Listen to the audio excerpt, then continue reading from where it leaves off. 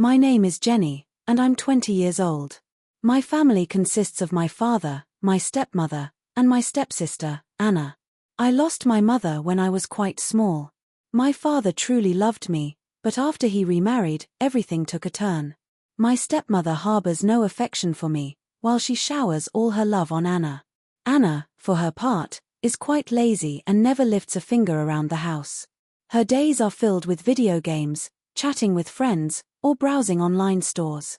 Yet, my stepmother keeps giving her new outfits, jewelry, and the finest meals. I, in contrast, am responsible for all the chores. My duties include cleaning, cooking, doing the laundry, and buying groceries from the market. I'm the one hauling the heavy bags of food and water back home. Exhaustion is a constant companion, but you won't hear me utter a complaint. A simple thank you from my stepmother is something I never receive. There are times I feel like I'm not even there. Once I turned 18, my stepmother began discussing finding a boyfriend for Anna. Since Anna is all grown up, she said it's time for her to meet some nice young men.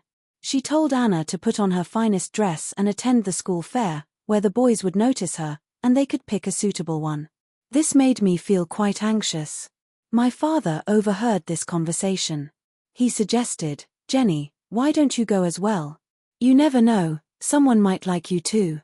So, I approached my stepmother and asked, "Is it possible for me to get a new dress? Mine is both dirty and too small now." Her response was a laugh. "A new dress? Absolutely not, Jenny.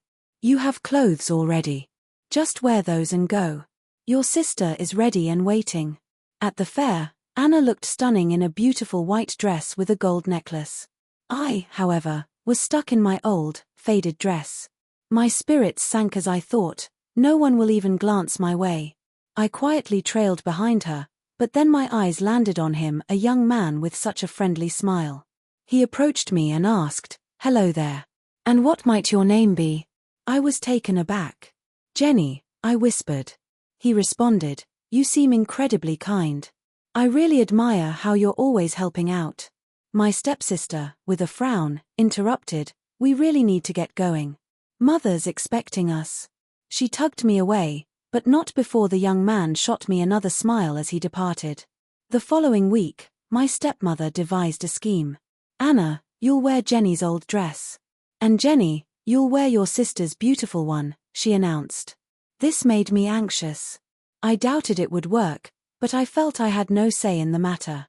So, we returned to the fair, and this time I was in Anna's gorgeous dress, complete with the necklace. The moment we arrived, all eyes were on me. People were smiling, and I overheard whispers asking, "Who is that beautiful girl?" The young man approached me directly. "You are simply wonderful," he told me. "I'd really like to meet your family. Would it be all right if I visited your home?"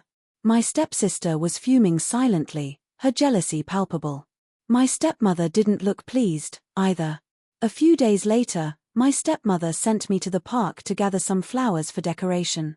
Although a bit scared, I went. On my way, I slipped on some damp grass and injured my leg, leaving me unable to walk home. I was terrified and felt completely alone, so I called the young man. He rushed over without hesitation and helped me, even carrying me all the way home. He brought me food and medicine and came to visit me every single day until I was fully recovered. Gratitude filled my heart, and for the first time in a while, I felt hopeful. Back at home, my father finally seemed to see how hard I worked. He told me, "Jenny, I'm so proud of you. You possess such bravery, kindness, and strength." Hearing that made me smile and feel genuinely happy inside. In the meantime, my stepsister and stepmother kept trying to make things hard for me by ignoring me and spreading gossip, but it no longer bothered me. I just concentrated on my work and my studies. The young man and I grew to be very close.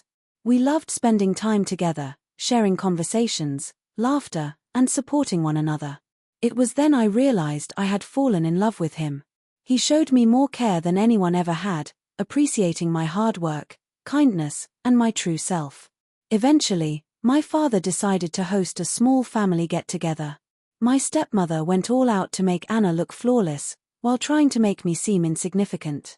But when the young man showed up, His smile was only for me. He said, "Jenny, it's you I want to be with. I love you exactly as you are." I was overcome with a happiness I'd never known. My father beamed with pride and said, "Jenny, you truly deserve every good thing that comes your way." And so, after many months, the young man proposed marriage. Of course, I said yes. Our wedding was simple and lovely, with my father there, filled with pride and joy. My stepsister and stepmother kept quiet throughout, but I paid them no attention. Now, my life is filled with happiness. I have a loving husband, a caring father, and most importantly, I am respected for the person I am. Life certainly has its challenges, but I've learned that kindness, bravery, and patience have the power to transform everything. My story has taught me that true love and happiness find those who persist, even when life feels incredibly unfair.